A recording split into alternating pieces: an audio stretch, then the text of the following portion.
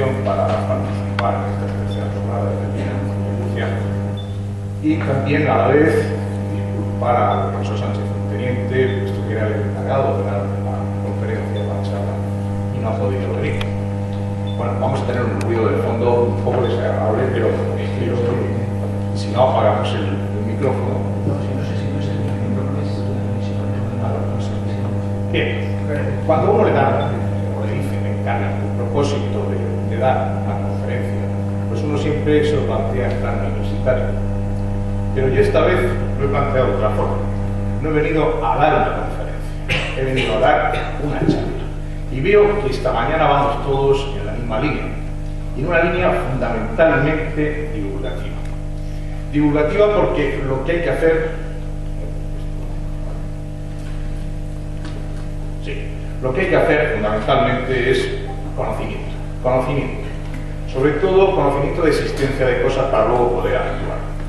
Por supuesto, tengo antes que remontarme la historia, ya saben que la historia nos dice lo que fuimos, dónde estamos y a dónde incluso podemos llegar. Si no conocemos nuestro pasado, difícilmente podemos estar en el presente y por supuesto en el futuro.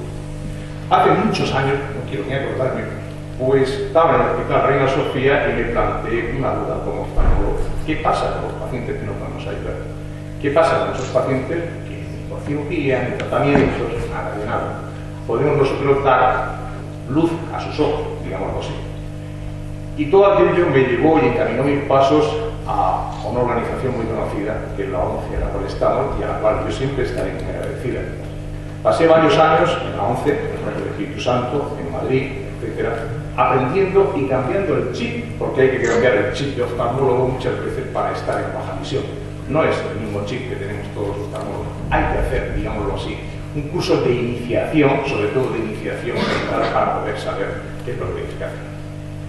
En consecuencia, vine con una idea a Murcia, planteé mi idea, se la puse a entonces el rector Monreal, el cual es objeción más loco.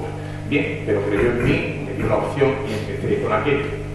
Tanto fue que se hizo asignatura obligatoria de universidad, la asignatura de baja visión y realización visual, primera universidad de España que la tuvo. Lógicamente, una asignatura de baja visión necesita, digámoslo así, tener algo en el cual se practique, se lleve a cabo, se ejecute, por supuesto, esa teoría. Y así se creó la primera unidad de baja visión dentro del sistema, digámoslo así, universitario español. Antes, por supuesto, estaba la ONCE. Todo esto tenía pues un carácter experimental y bueno, pues posteriormente nació lo que sería en el año 2010, lo que sería ya la Clínica Universitaria de Visión Integral de la Universidad de Murcia.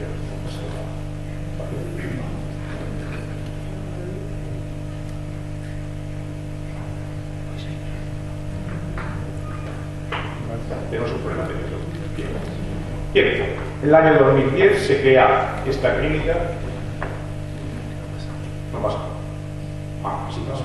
Bien, bien. Siempre hay que tener conocimiento de las cosas y el dedo es tan importante como el de Colón, ¿no? Bien, pues como les decía, en el año 2010 se crea por fin, el proyecto llega bien, afortunadamente, y se crea lo que es la Clínica Universitaria de Visión Integral de la Universidad de Murcia, y actualmente es la conoce con el nombre de CUBIC-SITA en el campus de Espinal. Por supuesto, el proyecto es enorme, tiene una fotografía y el jefe de la sección de baja visión pues es, en este caso, el profesor Sánchez Fontenita, que vemos precisamente en esa foto, que se lo presento oficialmente, ya que no de forma personal. Bien, una vez hecho todo esto y sentadas las bases, dentro de esa clínica, podríamos preguntarnos, dentro de esa unidad, podríamos preguntarnos cuáles van a ser nuestras estrategias y fundamentalmente cuál es nuestra tarea. Y entendimos que nuestra tarea es atender precisamente a los pacientes con una importante disminución de la función visual. No, por supuesto, a pacientes con ceguera, con la tarea total de la visión, nada podemos hacer por desgracia. Sí a pacientes que estaban ya, digamos, catalogados como ceguera legal o desde inferior a un décimo, por campo visual también inferior a 10 grados. Y, por supuesto, a pacientes que tuviesen impedimento de tipo visual.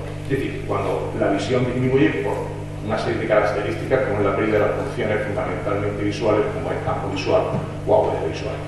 Y también pérdida de visión. Un término general que va a incluir la pérdida total o parcial y que se va a caracterizar bien por una pérdida de visión funcional o bien por un impedimento visual, entendiendo que visión funcional es aquella que suele utilizar una persona para realizar ciertas actividades de la vida cotidiana y que esa persona, por supuesto, tiene una baja visión. Por lo tanto, podemos decir que baja visión pues son esos niveles menos graves de pérdida de visión, donde nuestros pacientes pueden ser ayudados mediante una serie de sistemas. Hay una serie de encuadramientos en los cuales nos dice que el paciente de baja visión tiene que tener unas características siempre determinadas, como pueden ser fundamentalmente una agudeza visual que oscile entre 0,1 y 0,3 y un campo visual mayor fundamentalmente de 10 a 20 grados. Pero yo no me limitaría a decir que este es nuestro paciente de baja visión. Para nosotros un paciente de baja visión es algo más, es algo paciente que funcionalmente no puede hacer tareas, labores o trabajos. O sea, que podemos decir que abundamos aún más en esa definición. Puesto así, y siendo totalmente escépticos en las cifras, pues podemos decir que nuestra comunidad autónoma, la región de Murcia, provincial, tiene una incidencia aproximadamente de un 2,35%, lo cual significa que tenemos aproximadamente 34.000 afectados de baja visión en nuestra comunidad. Uno mira y dice, ¿dónde están? Pero lo cierto es que sí, que en efecto existe. Y por tanto tendríamos que plantearnos unos objetivos a hacer con nuestros pacientes. Fundamentalmente, personalizar y estudiar cada caso como un traje a medida. No todo generalista, sino como un traje a medida. Un paciente de retinosis pigmentaria es totalmente diferente a otro paciente de retinosis pigmentaria, por sus circunstancias, por sus acciones, por todo. Decía Marañón que no hay enfermedades, sino enfermos.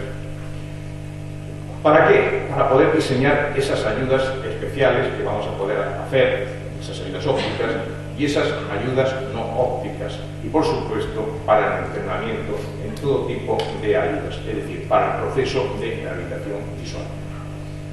En definitiva, pues queríamos eso, recuperar a nuestro paciente para que tuviese autonomía, para poder hacer sus tareas visuales y, por tanto, mejorar la calidad de vida, por supuesto, su independencia y su autoestima. Y cómo no, alguna cifra que tenemos que dar, pero por supuesto, más que cifras, yo me haría preguntas que nos hacemos en la actualidad. ¿Cuáles son esas preguntas? La primera, ¿cómo llegan los pacientes a nuestra clínica? Pues fíjense, una vez más los medios de comunicación tienen una incidencia terrible. Cada vez que sale un artículo de la clínica, de nuestra clínica, pues de pronto un montón de pacientes acuden. Pero si no hay artículo de periódico o de prensa, de televisión, etcétera, no hay tal incidencia.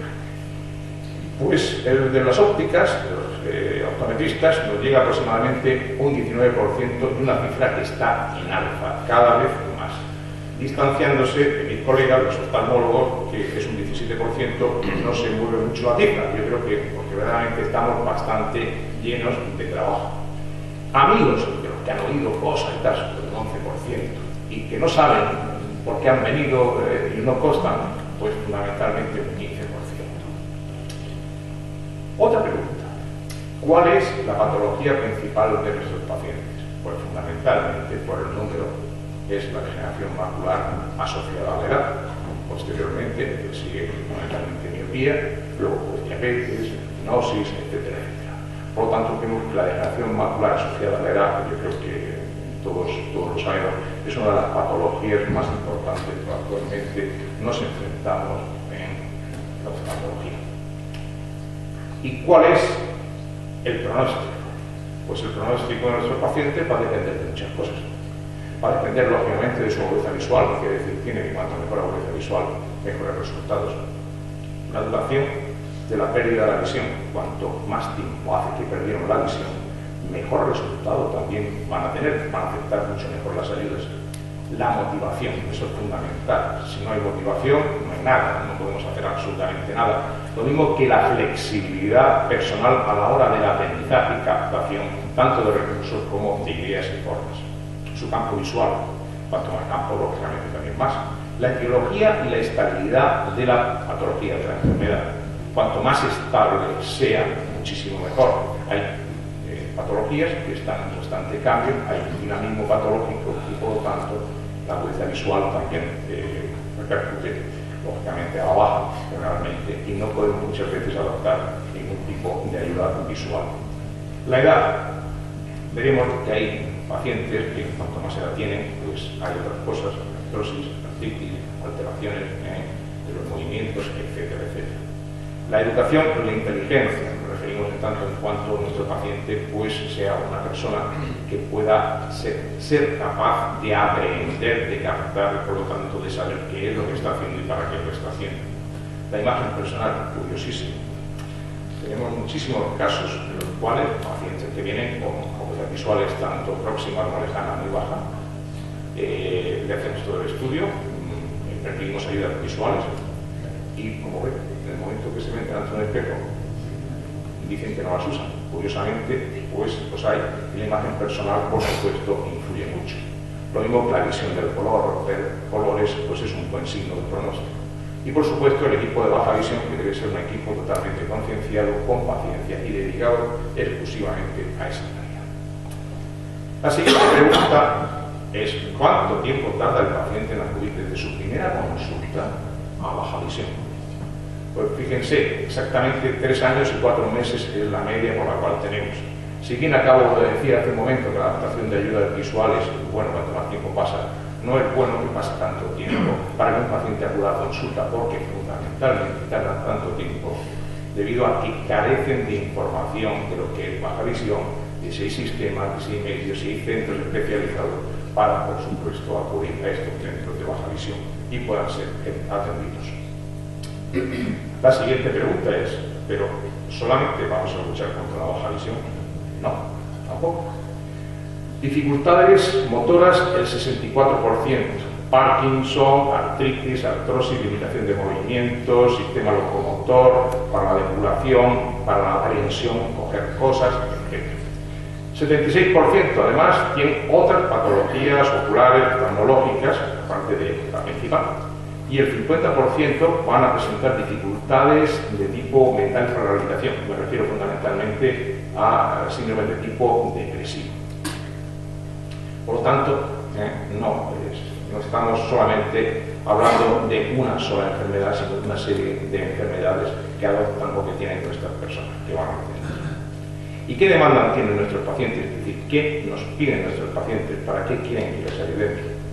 Pues las actividades de mayor demanda, fundamentalmente la lectura. La lectura por el estudio según la edad también del paciente. Y ver televisión, bien, es una cosa que lógicamente hay que emplear el tiempo libre, aunque la televisión últimamente no hay quien la vea, pero verdaderamente ver televisión es algo que lógicamente pues, te llama la atención, ver películas, lo que sea. Identificar las personas, acabo de oír ahora mismo, porque es que no me saludan, es que cuando yo no les veo las caras no puedo saludar y me dicen, pues lógicamente es algo muy importante identificar a las personas. Nosotros tenemos información de las personas, por lo cual nos permite mantener una relación social. Nosotros tenemos que romper ese tabú. Nosotros, las personas, mejor dicho, de baja visión, no son personas que no ven, son personas que ven, pero tienen circunstancias especiales, como todos sabemos, y no vamos a decirlo. Deambular por la calle, protegerse del deslumbramiento y actividades manuales, precisamente, pues no son las de menor demanda. Y la demanda media, pues son el aseo personal, que es algo importantísimo, el aseo personal, algo muy importante, comer. Cuando le explico a los alumnos qué es eso del aseo y de comer, pues se lo explico fácilmente. Vamos a ver. Cuando ustedes tienen un pescado encima de la mesa, lo comen sin ningún problema. Bueno, se han dado cuenta, por ejemplo, sin llegar a personas de baja visión, por ejemplo, sus abuelos, que cuando comen pescado se ponen los ojos de cerca para ver las espinas, y yo, pues eso es una limitación que tienen. Asearse, algo tan normal como asearse. Bueno, pues verdaderamente muchas veces no vemos las manchas que llevamos, incluso viendo normalmente no vemos las manchas que llevamos. No podemos hacer un aseo personal, incluso normal, o un aseo general de casa tampoco normal, con las tareas domésticas. Juegos de mesa, curioso, el dominó. Me acuerdo que había un señor que me decía, doctor, ya que veo yo más o menos bien de lejos, ahora me puede usted poner una ayuda de cerca, le ponemos una ayuda de cerca. Perfectamente. Oiga, y ahora puede usted poner una ayuda así que sea una distancia. No, pero hombre, no me lo terminaba de decir, hasta que al final me dice, mire, yo juego mucho al dominó y a mí lo que me interesa son ver las fichas del otro. Pero aquí intentamos también también ayudarle en ese tema, pero que no salga de aquí. Deambular por casa, la escritura, compras y los precios. Talla, precio, y hay que verle bien el precio, porque las comidas muchas veces nos engañan mucho. Entonces, compras y precios pues es algo que limita muchísimo la postura. Y luego, por supuesto, pues ya seguimiento de datos públicos, etcétera, etcétera, etcétera. Como verán, la estadística, fundamentalmente la lectura, es algo que ayuda mucho a las personas.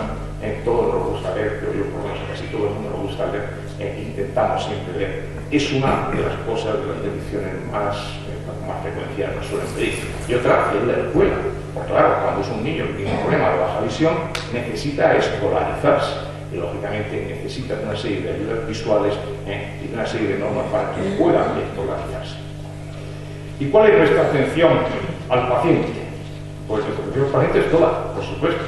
Cuando nos llega nuestro paciente, lo primero que hacemos es un examen, una anamnesis, una historia clínica completa, y hacemos hincapié en esas demandas del paciente. Pero nuestra historia clínica no solamente abarca, digamos, los problemas oftalmológicos, sino generales de salud que pueda tener nuestro paciente. Una vez hemos hecho la historia clínica, intentamos pues revisar y actualizar lo que es la agudeza visual. Por supuesto, empleamos todo lo que haga falta de instrumental de aparataje disponible.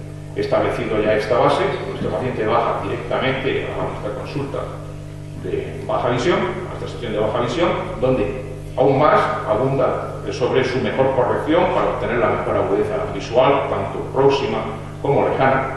Y empezamos también precisamente con el uso de los filtros para que nuestro paciente tenga mejor confort y mayor protección, fundamentalmente para esa luz ultravioleta que muchas veces suele ser molesta y que produce fototraumatismo. Probamos ya ayudas ópticas en visión lejana según lo que nos demanda el paciente, porque cada paciente, vuelvo a repetir, demanda una cosa totalmente diferente, una combinación de cosas totalmente diferentes. La 11, por ejemplo, pude ver cómo se podían utilizar los telescopios de mano, que seguimos utilizando mucho para ver cualquier cosa en concreto, cómo se utilizan, por ejemplo, pues telescopios para montar en gafa, o bien ayudas de visión próxima, que también suelen ser también muy pedidas, como lupas. La lupa es la primera ayuda que cualquier paciente de una forma natural tiende a coger, y lupas de todo tipo. Creo que hay esta lupa con música verdaderamente, gafas prismáticas, interoculares, microscopios, telemicroscopios, y fundamentalmente ahora, por supuesto, las ayudas electrónicas que cada vez están más en boga y que, por supuesto, creo yo que es y va a ser también el futuro. Y también probamos aquellas ayudas que no sean ópticas, es decir, aquellas condiciones por las cuales puede establecer y mejorar su trabajo. Instruimos también para el uso de esas ayudas ópticas, monópticas, y además lo sacamos a la calle. Y en la calle es una de las cosas que más me gusta, puesto que en la calle verdaderamente donde nuestro paciente se desarrolla. Le decimos, vamos a ver, mire el número de autobús, dígame usted el número de la casa, lea el cartel siguiente, suba, baje del bordillo, etcétera, etcétera, camine por aquí, vaya por allá, y nuestro paciente siempre, por supuesto, va tutelado. Y en el mismo recinto universitario hacemos un pequeño recorrido para intentar rehabilitar, entrenar a nuestro paciente siempre en una situación totalmente real. ¿Cuáles van a ser las claves y los desafíos? Pues lo que hablábamos esta mañana. Los pacientes, por supuesto, el público en general debe conocer la existencia de la especialidad, lo que es la baja visión, lo que significa ser baja visión. ¿Por qué? Pues para poder llegar a más pacientes y, por supuesto, mejorar nuestra tasa de atención, y para que los pacientes pues acudan precozmente. De esta forma pueden todavía aún más conseguir mejores tasas también en la rehabilitación. Para ello necesitamos, mis compañeros, los oftalmólogos, que se conciencien, como no, y que ya desde los mismos centros piensen lo que es un paciente de baja visión subsidiario de ayudas visuales, etcétera, etcétera. Y por supuesto los optometristas, que son los que ahora mismo son los que más envían, los que más remiten pacientes, porque son conscientes, muy conscientes del problema que es y significa la baja visión. Siempre, por supuesto, en beneficio del paciente. Por tanto, la concienciación de colectivos, la organización de campañas y la divulgación, es lo que se ha dicho esta mañana, y todos vamos por el mismo camino, es algo fundamental y esencial. Porque son personas, son pacientes de baja visión que merecen todo nuestro tiempo, toda nuestra dedicación, toda nuestra ayuda, porque muchas veces la complejidad de sus patologías y las pruebas que se exigen pues necesitan tiempo, necesitan detenimiento, y porque además también son personas, muchas de ellas que son personas mayores y que además presentan otro tipo de disfunciones y limitaciones.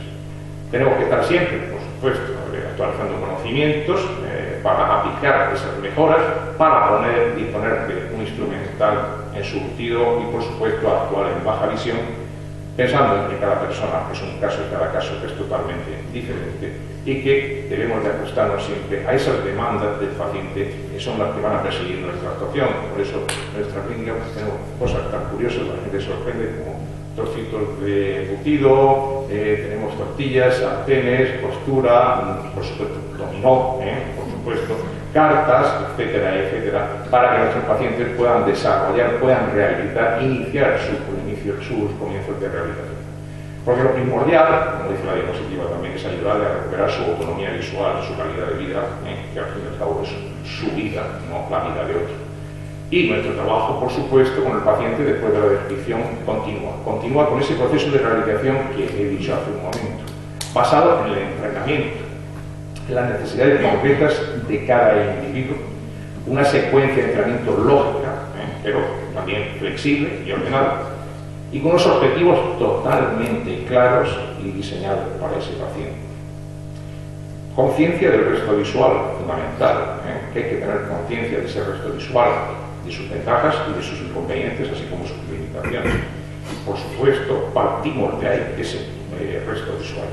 Y vamos a ver que tiene unas repercusiones que le va a producir la patología y que esas repercusiones, pues, lógicamente, unas son salvables y otras son insalvables, pero que hay tareas con las cuales nuestro paciente puede resolver con facilidad y, por supuesto, optimizar el funcionamiento con medios auxiliares y con otros para que pueda desarrollar pues, una vida lo más normal posible.